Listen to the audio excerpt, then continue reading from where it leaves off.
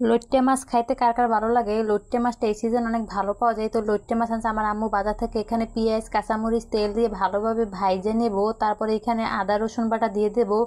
আদা রসুন এই ভালো করে দিয়ে একবারে পানি দিয়ে এবার কষাবো, তাহলে আর কি মশলার গন্ধটা থাকবে না। তার সাথে আমি দেবো যাই হলো আপনার নুন হলুদ মরিচ। আসলে লইট্টে মাছটা খাইতে যে কী ভালো লাগে। এই মাছটা সাগরের, এইসব মাছ খাইলে অনেক আয়রন বাড়ে আর কি, শরীরের জন্য অনেক ভালো। ডাক্তাররা আর কি এইসব মাছ খাইতে বলে। তবে এই মাছটা কষাইয়ে রান্নতে হয়। মাটির চুলায় রান্না কিন্তু অনেক ভালো লাগে জানেন।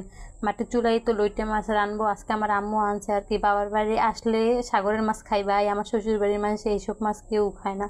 বাবার বাড়ি আসলে এই মাছগুলো খাইতে অনেক ভালো লাগে। তারপর আমরা এখানে জিরা বাটা দিয়ে দেবো। জিরা বাটা দিয়ে ভালোভাবে কষাবো। এই মাছটার ভিতরে কোনো পানি দেওয়া লাগে না, এক্সট্রাভাবে অনেক পানি ওঠে আর কি। এই মাছটা খাইতে অনেক ভালো লাগে। লইট্টে মাছ এটা মুখ বরিশালের ভাষায় বলতে পারেন কেউ খাই না, অন্য অন্য বিভাগে এই মাছটা এত পরিমাণ খায় যা বলার বাহিরে। এই মাছটা আজকে রান্না করছে, আমার কাছে অনেক ভালো লাগছে এই মাছটা রান্না আর কি, যা বলার বাহিরে। এই মাছটা অনেক মজার একটা খাবার আর কি, অনেক সুস্বাদু বলতে পারেন। যারা খান না একবার ট্রাই করেন। মাছটা কষাতে কষাতে এরকমই শুকাই যাবে, তখন উঠেবেন আর কি। এই মাছটা খাইতে অনেক ভালো লাগে। আজ তো আমি তৃপ্তি করে ভাত খাইছি আর কি এই মাছটা দিয়ে। তারপর করলা ভাজি করছে আমার আম্মু। করলার ভিতরে একটু আলুটা বেশি দিবেন, তাহলে করলা ভাজিটা বেশি ভালো লাগবে। এখানে রসুন পেঁয়াজ কাঁচামরিচ দিয়ে ভালোভাবে ভাইজে নিছি। তারপর চাইলেও ভালোভাবে করলাটা দিয়ে নেব। করলাটা দিয়ে ভালোভাবে এখানে হলুদ দেব নুন দেব।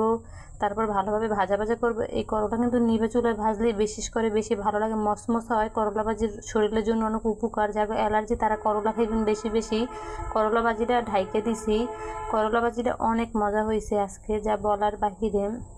আলহামদুলিল্লাহ সব কিছু মিলিয়ে মাটির চুলায় রান্না অনেক ভালো লাগে খাইতে। এই তো করলা ভাজির ঢাকাটা উঠাইয়ে দিছি। এবার করলাটা ভালো মতো লাইনে নেব।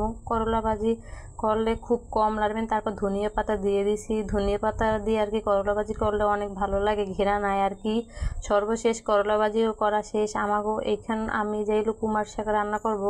কুমার শাক হলো গেলো গাছের। এই কুমার শাকগুলো যে খাইতে কি মজা লাগে, আমার মার পছন্দের একটা শাক কুমার শাক। তবে কুমার শাক দিয়ে চিংড়ি মাছ দিয়ে রান্না করব ঝোল ঝোল কইরা আর কি। এই তরকারিটা অনেক মজা খাইতে। এখানে পেঁয়াজ কাঁচামরিচ চিংড়ি মাছটা ভালোভাবে তেলের উপর ভাইজে নেব। এইখানে পানি দিয়ে ভালোভাবে কষাই নেব। লবণ দেব হলুদের গুঁড়া দেবো মরিচের গুঁড়া দেবো, এইগুলো দিয়ে আর কি এই মাছটা রান্না করব আর কি। কুমার শাকটা ঝোল ঝোল রান্নলে ভালো লাগে। একটু আলু দেবো সাথে।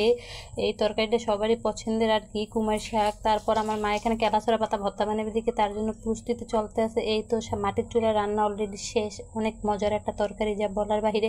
কুমার শাকটা অনেকেই পছন্দ করে, তবে ধনিয়া পাতা দেবে। এই তো বিলাতি ধনিয়া, এই ধনিয়াটা আমরা বলি বিলাতি ধনিয়া, কেরা কী নামে চিনে কইতে পারি না, আমরা বিলাতি ধনিয়া বলি। সবার শেষে বিলাতি ধনিয়াটা দিয়ে দেবো তরকারিতে, তাহলে অনেক সুন্দর একটা ঘেরান আসে, যা বলার বাহিরে। এই তো কুমার শাক রান্না প্রায় শেষ। মাটির চুলা রান্না অনেক মজা লাগে। এই তো এখানে লইট্টে মাছ দিয়ে এখন ভাত খাবো। সর্বশেষ মজার একটা তরকারি আর কি বলতে পারেন, অনেক মজা হয়েছে।